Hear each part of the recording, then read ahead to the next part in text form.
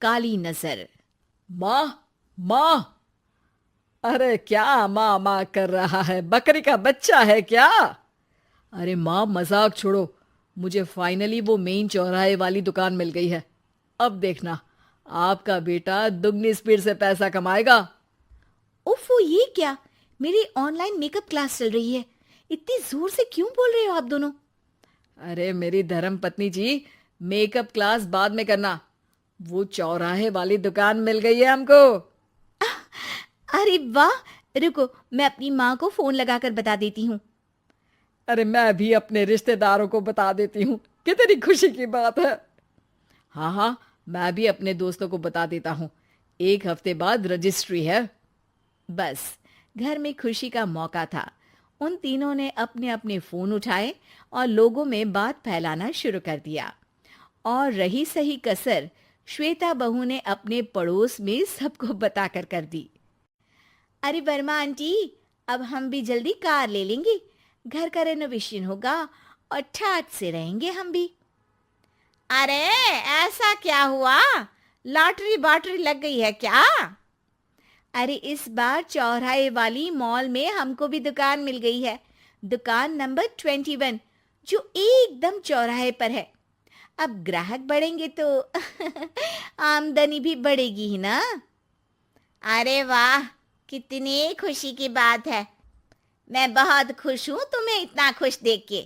बाकी एक बात कहूँ, सबको मत बताते फिरना। किसी की नजर लग जाएगी तो खुशी की खबर वापस लौट जाएगी। हैं? ऐसे थोड़ी ना होता है। अब डरा रही हो। अरे सही कह रही हूँ। काली नजर कहते हैं इस चीज को, जब आप किसी को कुछ बताओ और वो काम बिगड़ जाए। अरे लेकिन मैं तो। तुमने सबको बता दिया ना? हाँ, फोन लगा लगा के। अब बच के रहना। काली नजर बड़ी खतरनाक होती है। श्वेता इतनी खुश रहती है कि वो वर्मा आंटी की बात पर ध्यान ही नहीं देती, जबकि पड़ोस में और भी लोगों से खुशी की खबर शेयर करती रहती है। अगले दिन राजेश बहुत दुखी होकर घर आता है। अरे बेटा, क्या हुआ? मुंह क्यों सूजा हुआ है? मधुमक्खी ने काट लिया क्या? माँ, वो दुकान किसी और के पास चली गई। किसी ने ज्यादा भाव लगा दिया। अरे पर बात तो आपसे हुई थी ना उस दुकान वाले की।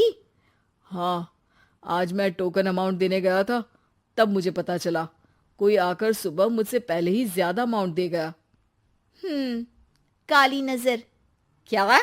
क्या कहा? वर्मा आंटी ने समझाया था कि किसी को बताना मत, वरना काली नजर लग जाएगी। अच्छा, तुम्हें उनकी बात मान लेनी चाहिए थी। उनकी बात मान लेती, लेकिन उसके पहले ही सबको बता चुके थे ना हम तीनों। अरे अगली बार से ध्यान रखेंगे। कोई भी नई चीज होगी तो किसी को नहीं बताएंगे। तीनों कुछ दिन ऐसे ही रहते हैं, पर एक दिन श्वेता को एक मेल आता है। राजेश, मेरा ऑनलाइन मेकअप कोर्स कंप्लीट हो गया। अब मैं खुद का पार्लर खोल सकती हूँ। अरे वाह, अपने मोहल्ले में ही खोलते हैं। ये जो घर के सामने दुकान है ना, वहीं। हाँ, यहाँ सस्ती भी मिल जाएगी। अगले दिन श्वेता वर्मा आंटी के पास जाती है, मिठाई का डब्बा लेकर। अरे आओ आओ, कैसे आना हुआ?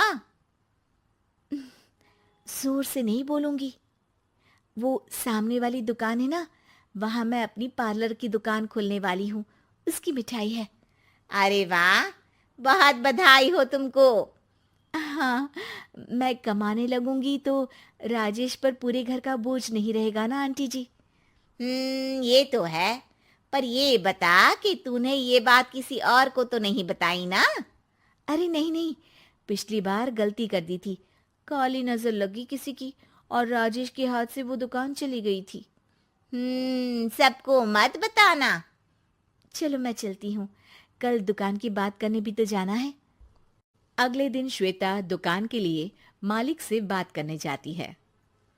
अरे लेकिन दुकान तो हम कल रात को ही किसी को दे चुके हैं। कल ही? हाँ, कल ही। 2 दिन बाद कोई यहाँ पार्लर भी खोल लेगा। अब कहीं और दुकान देख लीजिए। अरे पर हमको भी तो पार्लर ही खोलना था। हाँ भाई, ये एक ही दुकान है, आधी आधी तो नहीं दे सकता ना मैं। राजेश और श्वेता घर पर हताश होकर आ जाते हैं। इस बार तो किसी को बताया भी नहीं था, अब किसकी काली नजर लग सकती है। सुनो, तुमने माँ को बताया था क्या? अरे कैसी बात कर रही हो, माँ की नजर थोड़ी ना लगेगी। पक्का तुमने किसी को नहीं बताया था ना? सिर्फ वर्मा आंटी को बताया था, उन्होंने ही मुझे किसी को नहीं बताने को कहा। अरे यार, तुम भी सही हो, मेरी माँ को नहीं बताने को कह रही हो, पर वर्मा आंटी को बताना तुम्हें जरूरी लगा। अरे वर्मा आंटी ने ही तो काली नजर के बारे में बताया था ना, वो हमेशा हमारा भला ही तो चाहती हैं। मेरी माँ भी हमारा भला ही चाहती है। अरे पर चिल्ला क्यों रहे हो? बात नहीं कर सकते क्या आराम से? नहीं आता वो आराम से बात करना, और करना भी नहीं चाहता हूं मैं। दुकान जाने का दुख गुस्से में बदल गया था और राजेश और श्वेता में बात बंद हो गई थी।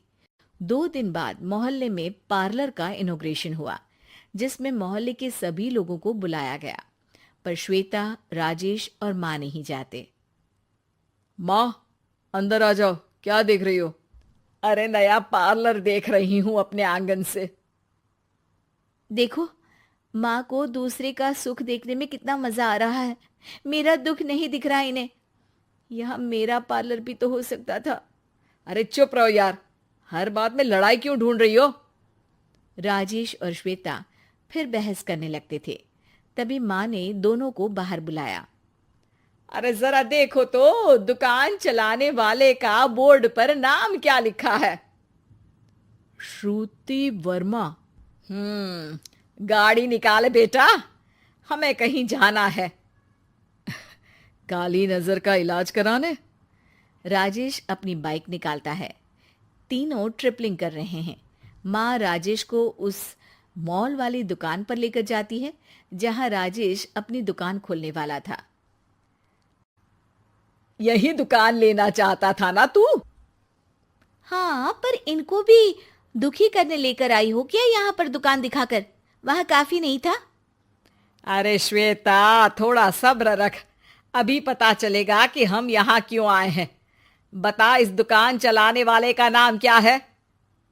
अनुपम वर्मा। कुछ समझ में आया? वो दुकान वाली श्रुति वर्मा, ये दुकान वाला अनुपम वर्मा, और हमारे पड़ोस में हमने उस दुकानों के बारे में बताया किसको था? अब वर्मा आंटी को। मतलब वर्मा आंटी ही हमारा काम बिगाड़ रही है? नहीं नहीं, ऐसा नहीं हो सकता, ये बस इत्तेफाक है। राजेश अपना फोन निकालता है और श्रुति वर्मा और अनुपम वर्मा के नाम फेसबुक पर सर्च करता है, जहां ये दोनों ही वर्मा आंटी के रिश्तेदार होते हैं। श्वेता को समझ में आ जाता है कि वर्मा आंटी की ही नजर खाली नजर है। अब क्या करना है? कोई भी खुशी की खबर हो तो काली नजर से बचना है, यानी वर्मा आंटी से बचना है। अरे पर मुझे ये समझ में नहीं आया कि वो हमारे साथ ऐसा क्यों करेंगी। अरे बेटा, एक सीख है, दूर के आदमी को आपकी तरक्की से कम परेशानी होगी, पड़ोसी को ज्यादा। दोनों माँ की बात में हामी भरते हैं और अगला काम चुपचाप करने की कसम खाते हैं, ताकि आगे से वर्मा आंटी कोई काम ना बिगाड़ सके।